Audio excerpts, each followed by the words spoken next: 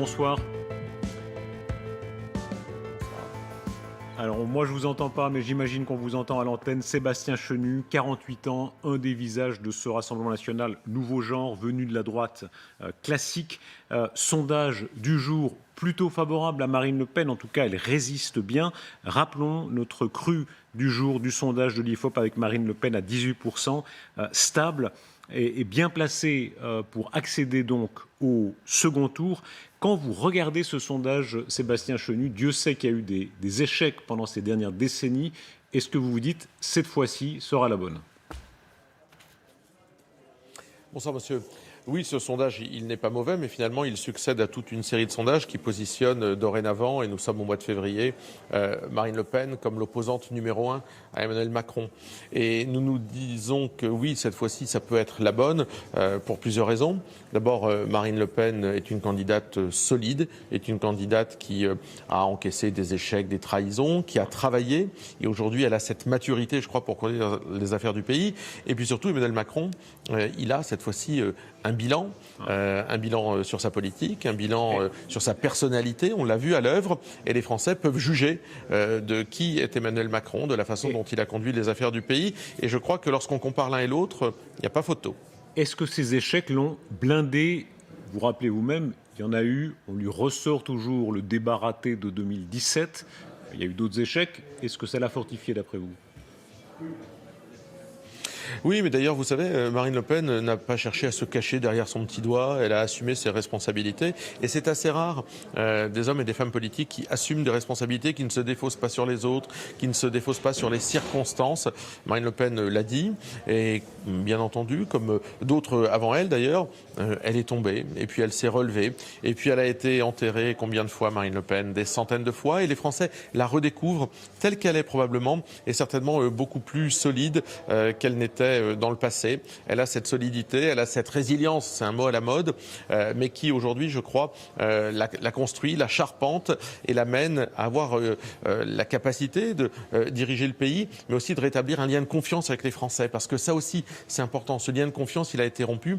Et Marine Le Pen, ce qu'elle veut faire, c'est unir tous les Français, pas s'adresser à quelques-uns, pas s'adresser à la droite, pas s'adresser à la gauche, s'adresser à tous les Français, les unir. Quand vous dites élargir le champ, Dieu sait si vous le faites aujourd'hui, c'est l'actualité du jour, c'est ces dépliants, sites internet, etc., où vous montrez à quel point vous êtes en train d'élargir. Photos d'enfance, photos avec les chats, vraiment on ouvre extrêmement large. Et pourtant, vous savez très bien que le plafond de verre, il existe quand même en grande partie dans beaucoup d'entreprises du pays. Si vous dites à votre voisin, je vote centre droit ou centre gauche, c'est un peu passe-partout. Vous dites, je vote Marine Le Pen. Vous savez très bien que ça reste quelque chose d'un peu sulfureux pour beaucoup de gens. Est-ce que là, vous ne vous faites pas d'illusions ? Mais je crois que c'est en train de changer. Je crois que tout ça a changé. Même, vous savez, moi, je viens de ce qui était l'UMP. Et quand je suis venu, c'est vrai que c'était encore un peu sulfureux. Et aujourd'hui, je vois bien que Marine Le Pen, avec le lien qu'elle a créé avec les Français, elle n'apparaît plus comme une candidate sulfureuse, mais surtout, elle a fait une mue ou une mutation, appelez ça peut-être comme vous voulez, qui fait que Marine Le Pen, le Rassemblement national, ce n'est pas, ça n'a jamais réellement été, mais en tous les cas, dans l'esprit peut-être de quelques journalistes ou adversaires politiques, ça l'était, ce n'est pas l'extrême droite. Aujourd'hui, c'est un camp national populaire, un camp souverainiste, une famille politique qui est à la fois héritière du RPR, à la fois héritière des souverainistes de droite et de gauche. Oui, c'est ça, ce sont les nationaux populaires. Et ça, je crois qu'il n'y a pas de plafond de verre pour ceux qui défendent la nation, au sens de ce que disait Philippe Séguin. La nation, c'est pas un clan, la nation, c'est pas une race, la nation, c'est pas un club fermé. La nation, c'est plus fort que la patrie, c'est plus fort que le patriotisme. Eh bien, ceux qui défendent la nation, ceux qui ont une conscience sociale, comme la Marine Le Pen, je crois qu'il n'y a pas de plafond de verre qui peut résister à ça. Sébastien Chenu, vous tapez très fort sur l'adversaire. C'est cette interview de Marine Le Pen au Figaro. Je rappelle ces mots qui sont faits évidemment pour frapper. Je retrouve chez Éric Zemmour toute une série de chapelles qui, dans l'histoire du Front National, sont venues puis reparties, remplies de personnages sulfureux. On retrouve le mot.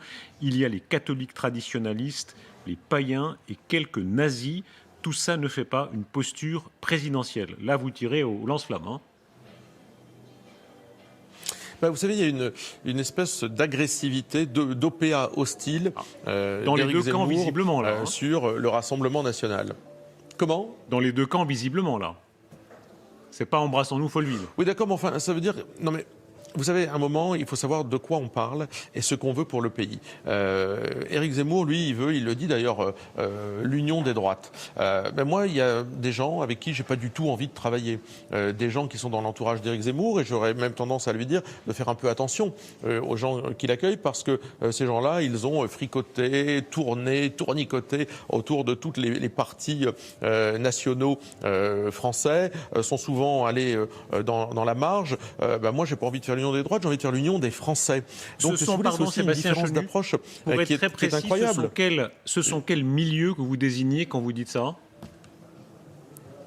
Ce sont tous ces gens dont Marine Le Pen s'est séparée. Lorsqu'elle a pris la tête du Rassemblement national, elle a dit « Moi, je veux l'union des Français. Je ne veux pas travailler avec ceux qui regrettent le maréchal Pétain ou qui pensent que Pétain a sauvé des Juifs. Je ne veux pas travailler avec des gens qui frayent avec les idéologues du Parti de la France. Il y a des gens, voilà, j'ai pas envie de travailler avec eux parce que c'est pas les valeurs républicaines, c'est pas les valeurs que je veux, c'est pas ce que je défends. Donc nous, et avec Marine Le Pen, nous sommes éloignés de tout ça, de ce qui était auparavant le compromis nationaliste qui a existé dans l'histoire de notre pays.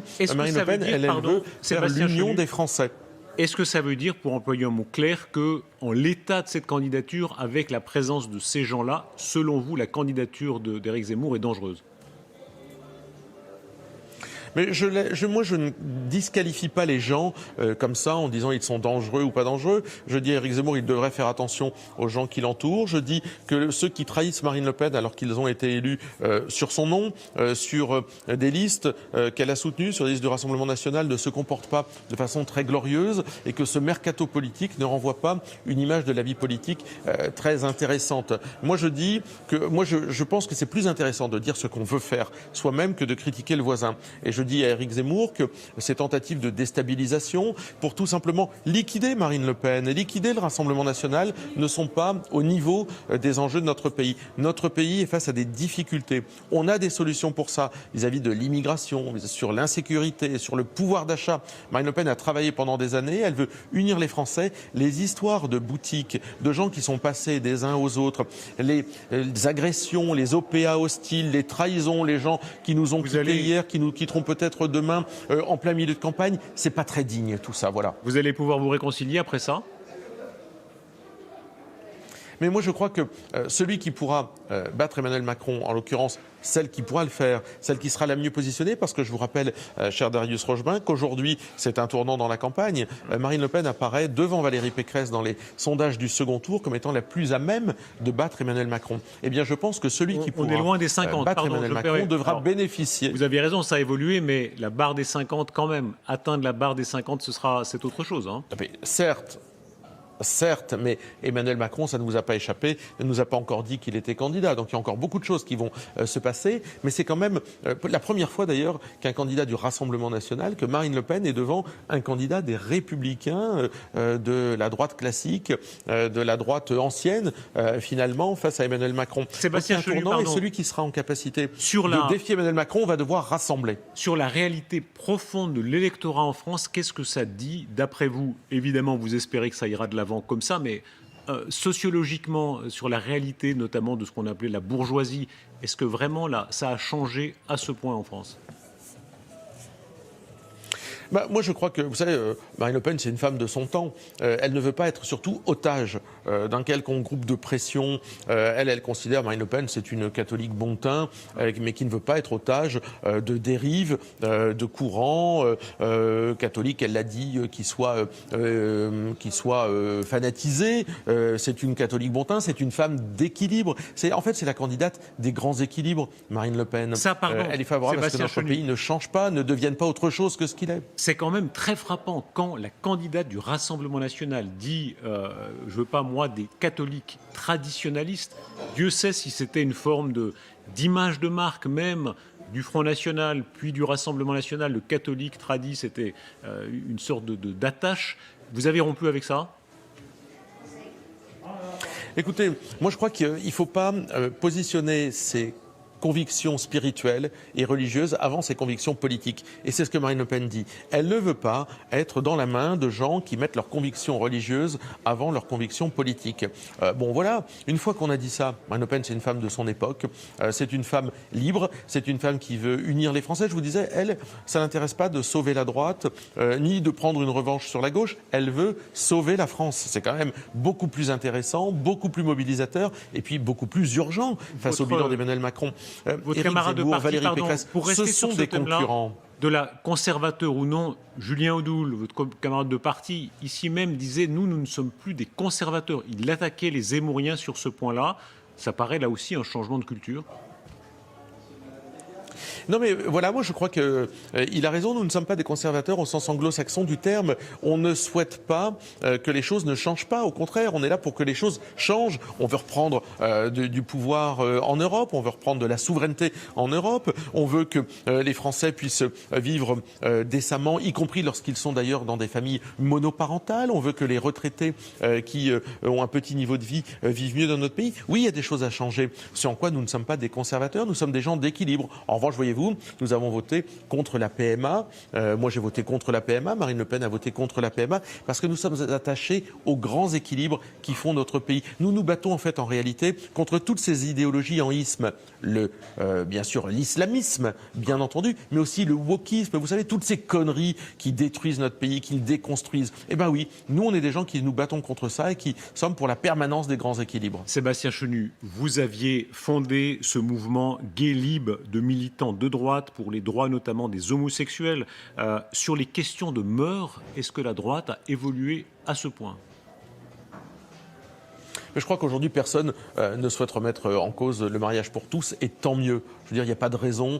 C'est quelque chose qui maintenant est installé, qui existe. Et c'est vrai que moi, j'avais milité en sa faveur et je n'ai aucun regret à ce niveau-là. Mais Marine Le Pen a dit quelque chose de très intéressant dernièrement. Elle a dit, sur les questions de société, moratoire pendant au moins les 3 premières années du quinquennat, parce que tout ceci a déchiré, opposé les Français les uns aux autres. Et il est temps, il est urgent de se poser sur les questions de société. Je pense à l'euthanasie, je pense évidemment à ce que certains défendent comme la GPA qui vient devant nous. Je pense qu'il est temps de se poser et d'unir les Français. Comme c'est indifférent, mais si on se rappelle ce qu'était Le Pen père, ce qu'était le Rassemblement, le Front National à l'époque, le fait que des militants des droits homosexuels soient avec eux, il y a une espèce de renversement. Oui, mais je crois tout simplement que aujourd'hui, vous savez, les personnes, quel que soit leur choix de vie personnel, rencontrent les mêmes problèmes. Moi, je suis toujours très intéressé de regarder, par exemple, le rapport de SOS Homophobie chaque année, avec les victimes d'un côté, dont on nous décrit exactement leur situation, et on voit bien qui elles sont, et il faut évidemment les aider et les accompagner. Et puis les auteurs, dont on ne parle jamais. Eh ben, ça donne peut-être une explication de ce que vous êtes en train de dire, de la société qui a évolué, de pourquoi dans cette société, des hommes et des femmes qui ont des choix de vie qui sont différents ont rejoint Marine Le Pen. Parce qu'évidemment, ils subissent peut-être plus que d'autres, encore plus que d'autres, eh bien, les difficultés liées à l'insécurité, liées à l'immigration. Marine Le Pen l'avait dit il y a longtemps. Il n'est pas bon dans certains quartiers d'être une femme, d'être un homosexuel, d'être un juif. Eh bien, comme par hasard, Marine Le Pen, elle est souvent en tête des intentions de vote dans toutes ces catégories qui subissent les premiers l'immigration et l'insécurité. Est-ce que c'est une manière aussi de congédier Marion Maréchal ? Parce que Marion Maréchal, elle représente cette autre droite nationaliste qui, elle, est catholique, traditionnelle, conservatrice. Elle revendique le mot. Non mais moi, vous savez, je ne fais pas de procès aux gens sur ce qu'ils pensent. Moi, je suis très attaché votre candidat tout à l'heure qui disait... Non, pas du tout. Non, entendons-nous. Moi, je suis très attaché à ma liberté de penser sur les sujets de société, mais je respecte les gens qui pensent différemment. Et d'ailleurs, si j'ai envie d'être respecté dans ma façon de penser sur ces sujets-là, je respecte les gens qui ne pensent pas de la même façon. Il n'y a aucun problème là-dessus. Simplement, il y a beaucoup plus de choses qui nous unissent en réalité. Une caricature, c'est ancien, mais honneur à sa mémoire, Cabu, tel qui représentait Marine Le Pen, je crois que ça a presque 10 ans, c'est 2014. C'était la Marine Le Pen avec derrière le Fanamili, bien dégagé sur les oreilles, bien d'extrême droite. On ferme nos frontières, on revient au franc, on se replie entre nous. Vous avez changé sur le franc, mais surtout vous avez changé à ce point-là. Non, mais je crois que le monde bouge, mais Marine Le Pen est attachée aux mêmes choses depuis le début. Vous savez, moi, quand j'ai mis mon bulletin de vote la première fois... dans les paroles. Non, mais quand j'ai mis mon premier bulletin de vote, c'était contre Maastricht. Et aujourd'hui, est-ce qu'il y a mieux 10 ans dans la sphère politique française que Marine Le Pen en ce qui concerne l'exigence et la critique de l'Union européenne? Elle est la plus exigeante et la plus critique de l'Union européenne. C'est toujours elle qui est là. Est-ce qu'il y a mieux 10 ans sur l'immigration? Est-ce qu'il y a mieux 10 ans sur la sécurité? En réalité, non. Marine Le Pen, sur ses fondamentaux, elle est très solide et c'est probablement la raison pour laquelle des gens comme moi l'ont joint, parce qu'ils ont vu que à droite, les gens pour qui on avait voté pendant des années, avaient lâché tout ça, et parce que des gens de gauche ont vu combien la gauche les avait trahis sur notamment la valeur travail. Donc vous voyez, sur la critique de l'Union européenne, sur la nécessité de construire une autre Union européenne, sur l'immigration, sur la sécurité, sur les grands équilibres de notre pays, Marine Le Pen, elle est toujours la mieux disant. Sébastien Chenu, vous le dites vous-même, vous rappelez vos premiers votes. Dieu sait, vous avez beaucoup changé de crèmerie. Vous avez été avec Christine Lagarde. 2008, vous étiez au service d'information du gouvernement. En 2014, vous avez soutenu Bruno Le Maire. Je crois même que vous faisiez des fiches pour lui, c'est ce que vous me disiez? Alors moi j'ai été engagé à partir de 15 ans dans ce qu'on appelait la droite classique, qui a changé beaucoup de noms. Le Parti républicain, Démocratie libérale, qui est devenu l'UMP, mais c'était la même famille politique. Et j'ai servi dans cette famille politique des hommes et des femmes de grande qualité, le député Axel Poniatowski, la secrétaire d'État à la justice Nicole Gage, Christine Lagarde. J'ai servi dans cette famille politique et j'ai milité. Vous avez franchi le Rubicon à l'époque. C'est vraiment une droite hyper BCBG entre Bruno Le Maire, Christine Lagarde, Monsieur Poniatowski, très grande ancienne famille de la droite, très classique comme vous dites. Vous êtes fait beaucoup attaquer à l'époque, le traître, l'opportuniste, etc. Est-ce que vous êtes encore de droite? Mais il ne vous a pas échappé que j'étais un garçon tout à fait comme il faut, cher Darius Rochebin. Donc oui, j'en doute pas, mais de droite ou pas de droite, on voit bien que c'est un enjeu important aujourd'hui. Moi, je sais. Je vais vous dire, je sais quelles sont mes convictions, celles du mérite, celles du travail, celles de l'autorité. Elles ne m'ont jamais quitté. En revanche, j'ai pris une claque monumentale en devenant député du Nord de Denain, cette circonscription qui a tant souffert. Et par conséquent, j'ai pensé que la droite, la gauche, tout ça, c'était dépassé. Moi, je suis élu d'une circonscription dans laquelle il n'y a jamais eu de député dit de droite depuis 1958. Je suis le premier qui ne soit pas communiste ou socialiste. Ça veut dire qu'il y a une conscience sociale chez Marine Le Pen et c'est ça qui m'a plu. Elle dépasse ce qu'est la droite, elle dépasse ce qu'est la gauche. Elle a une conscience sociale et pourtant elle est attachée à ses valeurs d'autorité, à ses valeurs de mérite, à ses valeurs de travail et d'identité. Je crois que c'est exactement ce qui m'a structuré et ce qui m'a constitué. Il y a ce mot qui a beaucoup été utilisé, souvent il est mal pris, mais à d'autres époques on l'a revendiqué, populisme. On dit, beaucoup de commentateurs disent Marine Le Pen, c'est plus de la droite, de la gauche, c'est une forme de populisme. Comment est-ce que vous jugez ce mot? Moi ça ne me dérange pas. Ça me dérange pas qu'on utilise ce mot parce que, en fait, il a une noblesse derrière. Ça veut dire à l'écoute du peuple, en réalité. Oui, moi je crois que effectivement, Marine Le Pen, elle est probablement une candidate populiste et populaire et populiste. Et alors, est-ce que c'est très grave d'être qualifié ainsi? Non, parce que tellement les autres sont loin du peuple. Vous prenez M. Zemmour, Mme Pécresse et M. Macron, mais ils sont tellement loin des Français, c'est tellement abstrait, intellectuel, ou en ce qui concerne Emmanuel Macron, méprisant des Français, que oui, Marine Le Pen est probablement celle qui a la connexion la plus forte au peuple de France, à son histoire et aux valeurs qui sont ceux du peuple de France. Oui, dans notre pays, on n'a pas envie de voir notre pays se transformer, on ne veut pas de burqa, on ne veut pas de burkini, un village sur 3 s'appelle Saint-Jacques, Saint-Jean, Saint-quelque chose, ça ne nous transforme pas en grenouille de bénitier, ça dit simplement quel est notre héritage, vous voyez, et on est attaché à ça, et c'est Marine Le Pen qui, je pense, est la plus capable, dans un esprit qui soit celui d'union nationale, de faire en sorte que notre pays ne change pas, qu'il demeure ce qu'il est. Sébastien Chenu, de tout ce que vous dites aujourd'hui, ce que Marine Le Pen dit par sa campagne, en grande partie dévoilée aujourd'hui, montre à quel point vous avez envie de dire on est maintenant, on rassemble large. Il y a quand même beaucoup de signes contre ça. D'abord, la question des parrainages. C'était très frappant de voir hier les premières données sur les parrainages qui sortent.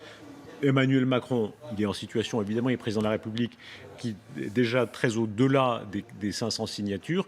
Vous, visiblement, vous peinez. Et les personnes les mieux informées disent que ça n'est pas seulement un effet de style. Effectivement, vous peinez à recueillir des parrainages.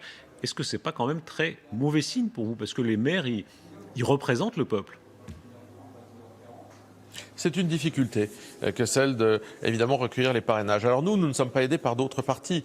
Je regardais cette semaine, Guy Arledofauve, un conseiller régional républicain qui siège dans les Hauts-de-France, disait qu'il accordait son parrainage à Éric Zemmour. Bon, si les Républicains accordent leur parrainage à Éric Zemmour pour des histoires de calcul en se disant ça va faire baisser Marine Le Pen, ils finiront par se prendre les pieds dans le tapis. C'est leur candidate qui finira par baisser. Nous, on doit compter sur nos propres forces et sur aussi la mobilisation des maires qui n'ont pas forcément nos soyons convictions. très précis, là on voit que vous êtes extrêmement bas, j'ai pas le chiffre en tête mais on va l'afficher. Ça veut dire que à l'heure où on parle, non pas seulement ceux qui sont arrivés à ce stade, mais combien de parrainages vous avez actuellement ? Alors, je n'ai pas le chiffre en tête, mais on n'est pas à 500.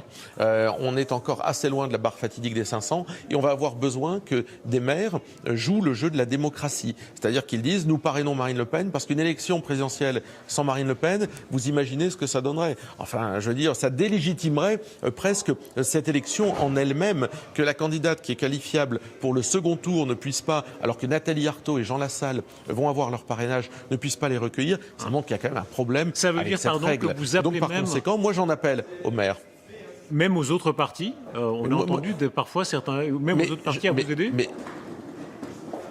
Mais bien sûr, il y a une noblesse d'ailleurs lorsqu'on est élu. Vous savez, c'est pas nous qui avons créé cette règle qui demande aux maires de parrainer les candidats. Donc c'est un devoir finalement qu'ont les maires, qui sur la base du volontariat, évidemment, qu'ont les maires de présenter un candidat même s'il n'a pas leurs options politiques. Eh bien moi je dis aujourd'hui aux maires, même s'ils n'ont pas nos options politiques, nous avons besoin de votre signature car c'est difficile. Car c'est difficile parce que cette loi qui a levé l'anonymat, eh bien permet toutes les pressions possibles sur beaucoup d'élus. Je dis aux maires, soyez courageux, on a besoin de vous pour faire vivre la démocratie dans notre pays et avoir le débat le plus large possible. Et cependant, les parrainages en difficulté, les prêts, vous avez dû aller de nouveau à l'étranger pour un prêt, je crois que c'est un peu plus de 10 millions d'euros. Là encore, c'est quand même mauvais signe. Vous n'êtes pas tellement, en termes de reconnaissance, en termes de plafond de verre, ça reste un peu sulfureux. Même avoir un prêt bancaire, ça a été difficile pour vous ? Ah, c'est sûr que nous, on n'est pas aidés par Rothschild, comme Emmanuel Macron, ou par JP Morgan et ses dirigeants, comme, je crois, Éric Zemmour, ou par les grandes banques Sébastien Chenu, républicains. vous savez très bien, être ou non, pouvoir Darius être Rochebin, ou non en position d'avoir un prêt bancaire, le moindre étudiant, c'est ça, c'est une forme d'assurance bourgeoise. Mais c'est bien un problème réel qu'une candidate qui a été au second tour, qui présente des candidats à toutes les élections depuis, 30 ans, aux législatives, aux départementales, aux régionales, aux municipales, etc., qui est candidate à chaque élection, qui a été au second tour et qui est qualifiée pour le second tour, c'est quand même incroyable de ne pas avoir une banque qui lui assure un prêt alors que le remboursement paraît plausible. Alors nous devons évidemment nous tourner vers d'autres, mais est-ce que c'est pas dramatique? Est-ce que ça relève pas d'un problème fondamental, sincèrement, dans notre pays? Mais est-ce que c'est pas, Sébastien Chenu, nous allons nous débrouiller. Est-ce que c'est pas malgré tout que le nom Le Pen en 2022, malgré tout, reste un problème? Beaucoup disent, s'il y avait un autre nom, il y a une telle vague de droite nationaliste en France, si elle portait un autre nom, ce serait plus facile? Mais je crois qu'il ne faut pas être hypocrite. Ce n'est pas une histoire de nom de famille, c'est une histoire de pression qui sont faites. Je crois qu'aujourd'hui, on parle davantage de Marine que de Le Pen et qu'elle a largement gagné ses galons en faisant reconnaître finalement son prénom davantage que son nom de famille aujourd'hui. Je veux dire, les Français parlent d'elle comme Marine. Non, ce sont les pressions du système, les renvois d'ascenseurs du système, le copinage du système qui fait tout pour nous empêcher d'être candidats. C'est les signatures, c'est les banques. Pourquoi? Parce qu'ils ont bien compris. Aujourd'hui, on n'est pas très loin de la victoire. Marine Le Pen n'est pas très loin de la victoire. Sébastien Chenu, alors, cas d'école, imaginons que vous ayez le pouvoir. Cas d'école, là, lundi, le président de la République est en Russie, visite à Vladimir Poutine. Ce sera un cap très important. Qu'est-ce qui changerait si Marine Le Pen était élue? Politique vis-à-vis des Russes, politique vis-à-vis de l'Ukraine, qu'est-ce que vous changeriez? Vous savez, je crois qu'il faut une relation équilibrée. Je crois que les Russes, aujourd'hui, ne comprennent pas bien la politique diplomatique de la France. On a vu Emmanuel Macron aller voir Vladimir Poutine au tout début de son mandat et il y va à la fin. Et entre les deux, que s'est-il passé? Pas grand-chose. Et on a cette crise avec l'Ukraine. Je crois qu'il n'y a pas de risque de guerre, d'ailleurs, avec l'Ukraine. Aujourd'hui, sérieusement, il n'y a pas de risque de guerre, mais il y a la nécessité que la France revienne, non pas en deuxième catégorie, mais en première catégorie. Qu'elle soit un partenaire et pas un spectateur de cette relation avec la Russie. C'est nécessaire. La France doit redevenir au premier plan. Et c'est Ça veut dire, pardon, pour être très précis, c'est qu'il a rétrogradé notre pays. Vous sortez de l'OTAN, c'est ça ? Oui, mais ça, c'est pas nouveau. Rapprochement avec Vladimir Poutine. l'OTAN. Nous sortons du commandement intégré de l'OTAN. Politiciens français qui ont été souvent reçus par Vladimir Poutine. Il y a un lien. Ce lien est toujours fort ? Oui, non, mais et nous souhaitons retrouver un lien de coopération d'égal à égal avec la Russie. Vous savez pourquoi aujourd'hui les Américains mènent le jeu ? Parce qu'en fait, ils cherchent à faire oublier l'Afghanistan, en réalité. Pourquoi la Grande-Bretagne mène le jeu aussi dans cette crise Russie, Ukraine, etc. Parce que elle cherche à faire oublier une actualité sur le Covid. Et donc, aujourd'hui, il y a tout un jeu de rôle qui est fait. Mais la France, elle est en deuxième catégorie. Et ça, c'est pas acceptable. Un pays comme la France ne peut pas être en deuxième catégorie. Mais vous savez, c'est le cas sur les relations diplomatiques avec la Russie, mais c'est le cas aussi sur le Mali, où on n'a pas vu d'ailleurs l'Union européenne, alors que la France, elle tient bon, mais aujourd'hui elle est lâchée par l'Union européenne. C'est le cas sur la francophonie. Sincèrement, comment accepter tous ces reculs sur la francophonie ? Marine Le Pen aura l'occasion d'en parler, parce que dans son programme, il y a tout un pan très important de défense de la langue française. Vous voyez, c'est le rayonnement de notre pays qui est important. Ouais. Avec des fragilités tout de même, on l'a vu avec l'affaire du Mali. Vous l'êtes quand même de votre candidate qui dit il faut retirer l'ambassadeur du Mali en France. Or, le dernier en date a déjà été rappelé il y a 2 ans. Ça faisait mauvais effet ? Non mais c'est le chargé d'affaires. Aujourd'hui, il y a des chargés d'affaires dans les pays. Je pense qu'il faut tous... Non mais il faut... Oui, mais il faut simplement que la France se fasse respecter. Enfin, je veux dire, le fait que le Mali nous marche sur les pieds de cette façon-là, c'est pas acceptable non plus. Et on a l'impression qu'avec Emmanuel Macron, eh bien, la France, ou n'a pas été respectée, ou elle a été en deuxième catégorie, ou elle s'est fait mener par le bout du nez. Je vous rappelle aussi les humiliations avec l'Australie. Sincèrement, ça n'a pas été très brillant pour notre pays à l'extérieur sous le mandat d'Emmanuel Macron. S'il fallait faire une comparaison, cette Marine Le Pen nouvelle, en tout cas, beaucoup la verront comme ça, croiront ou non. S'il faut faire une comparaison internationale, vous la comparez à qui ? On disait Trump dans le passé, que c'était un peu la même mouvance. Aujourd'hui, vous diriez qui ? Alors écoutez, je crois que Marine Le Pen, elle a quelque chose, pas sur les idées, pas du tout sur les idées, mais sur la personnalité, elle ressemble un peu furieusement à Angela Merkel. C'est-à-dire que c'est une espèce de bloc de solidité, de cohérence qui défend d'abord l'intérêt des Français. Et Merkel, c'était un bloc de solidité et de cohérence qui défendait d'abord l'intérêt des Allemands. Et d'ailleurs, on lui a pas fait le reproche de défendre l'intérêt des Allemands, on a fait le reproche à Emmanuel Macron de ne pas défendre l'intérêt des Français. Marine Le Pen, c'est ça. C'est cette solidité, cette cohérence, alors que Macron, c'est une sorte de Trudeau. Le Pen, Merkel, ça paraîtra énorme, vous savez bien, à beaucoup de gens. On se rappelle encore les images de Marine Le Pen à côté de l'extrême droite autrichienne Strache, à côté de l'extrême droite italienne Salvini. Dire aujourd'hui Marine Le Pen, c'est un petit peu, ou en tout cas en termes de caractère et de style, Angela Merkel. D'abord, vous verrez que Marine Le Pen est plus souvent, et vous l'avez vu, à côté aujourd'hui de leaders nationaux comme Viktor Orban qui lui apportent son soutien. Donc certains sont soutenus par des gens qui trahissent. Marine Le Pen, elle est soutenue par des présidents élus de pays européens. Au-delà de ça, oui, je crois que quand on achète du vote Marine Le Pen, donnez-moi cette expression, eh ben, on sait qu'il n'y a pas de tromperie sur la marchandise. On sait ce qu'on achète, c'est-à-dire on achète plus de souveraineté, moins d'Union européenne, plus de sécurité et moins d'immigration. Grosso modo, il n'y a pas de tromperie sur la marchandise avec Marine Le Pen. Quand on achète du vote Valérie Pécresse, je ne sais pas bien trop ce qu'on achète, si ce n'est une sorte de sous-traitance d'Emmanuel Macron. Quand on achète du vote Éric Zemmour, je ne suis pas sûr qu'on y achète grand-chose en termes de pouvoir d'achat. Voyez-vous, avec Marine Le Pen, c'est clair, c'est net, c'est précis, c'est solide, c'est cohérent. Ça ressemble un peu, effectivement, à ce qu'était Angela Merkel en Allemagne. Sébastien, on ne sait pas ce que Angela Merkel en penserait, mais ça, c'est une autre histoire. La une du Monde, du jour, c'est révélateur quand même parce que le monde n'a jamais été très tendre avec les présidents en exercice, quels qu'ils soient. Alors, une qui, évidemment, qui salue la création massive d'emplois en 2021. Quand on parle de bonne nouvelle économique, là évidemment, il y en a une, il y a eu le taux de croissance à 7%, même si ça rattrape seulement en partie les 8% qui avaient été perdus. Près de 650 000 emplois créés en 2021, après une destruction de 315 000 emplois en 2020. Tout ça paraît tellement favorable il y a peut-être une part de chance, la chance d'une reprise qui crée des emplois, mais enfin la chance en politique, ça compte. Est-ce que ce ne sera pas difficile pour vous de taper sur ce bilan-là? Mais vous l'avez dit, ça ne rattrape pas totalement d'ailleurs ce qu'il y avait. On est un pays mieux que aujourd'hui beaucoup miné d'autres par pays en l'inflation. Europe. Et surtout mais surtout, les emplois dont vous parlez, Darius Rochebin, ils ne sont rien par rapport aux emplois détruits, notamment en matière industrielle. On a eu un quinquennat de destruction d'emplois industriels et de création d'emplois ubérisés. En réalité, Emmanuel Macron nous a amené vers l'ubérisation de la société et de l'économie de celle-ci, avec une sorte de nouveau Larbina, les chauffeurs Uber, les livreurs Deliveroo, etc.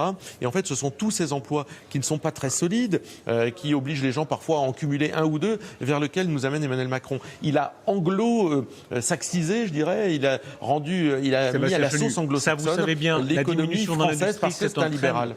C'est un trend en France depuis beaucoup plus longtemps. Là, il y a quand même de fait ce chiffre énorme, 650 000 emplois en plus. Même l'agriculture qui est légèrement créatrice d'emplois. Voilà. Encore une fois, il y a peut-être une part de chance conjoncturelle. Enfin, c'est mauvais pour vous, quoi. Quand on doit contester un bilan, ce sera difficile. Non, je vois deux écueils. Vous l'avez dit, effectivement, la désindustrialisation, c'est un enjeu de société qui est devant nous. Il y a des pays qui n'ont pas été sur la pente libérale et destructrice d'emplois et industriels comme l'a été Emmanuel Macron, qui a accéléré tout ça. Mais surtout, je vois une paupérisation, une accentuation de la paupérisation de notre pays. Quand vous pensez que 10% des Français sont obligés de faire recours à des associations caritatives pour pouvoir s'en sortir, quand vous voyez le pouvoir d'achat qui est en chute libre, quand vous voyez une essence, le gasoil à 1,76 à la pompe, enfin sincèrement, jusqu'où ça va aller? Bah oui, il y a besoin effectivement d'avoir une présidente de la République, je crois, qui a une conscience sociale affirmée et qui considère que le pouvoir d'achat est la priorité numéro un parce qu'elle est la priorité des Français. Quand vous questionnez les Français, leur priorité, c'est le pouvoir d'achat. Ça tombe bien, c'est aussi celle de Marine Le Pen. Sébastien Chenu.